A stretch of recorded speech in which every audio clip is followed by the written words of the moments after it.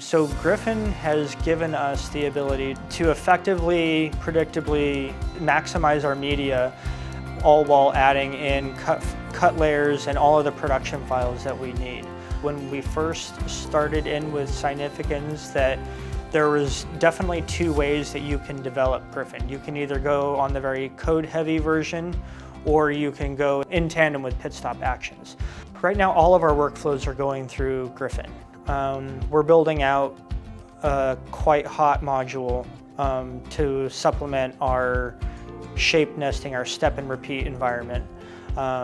Griffin runs literally everything in automation that we have going, and it's the tandem between Griffin and Enfocus. Griffin has been really paramount to my team in saving time doing the mundane tasks.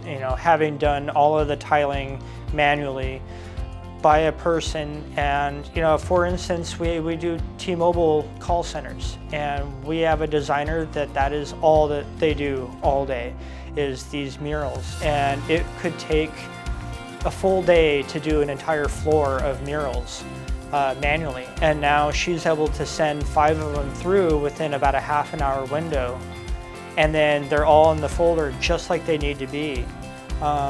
And the other thing that is really helpful with that is that boosts of morale.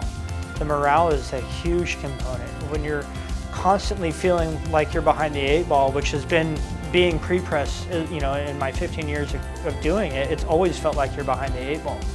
And this kind of pulls you a little bit out from that shadow, and it gives you a little bit of hope that you're not going to be stuck doing the mundane stuff all the time. So yeah, the speed and the accuracy in tandem is really the most important and the highest impact. And that tiling workflow that we love so much is using Griffin to do exactly that. It's going in there and it's doing all of the math and calculations for us so that we're able to expedite our biggest time vacuum for my team.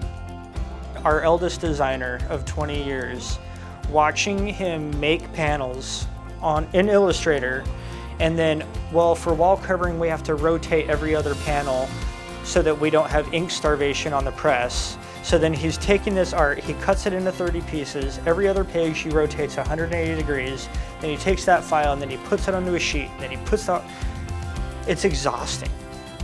And just to be able to hear him say, I ran 15 walls through automation today so that I could focus on this giant grocery store that we just got, that we're bidding on.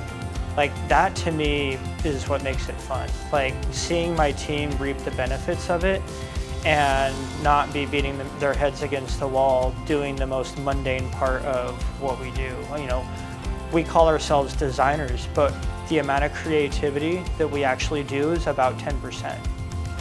And I would love to see Supergraphics moving forward do more creative stuff and have more of that artistic license and have the grunt production work either be done by automation, or at the very least we split into a pre-press department that is manipulating and adjusting these files.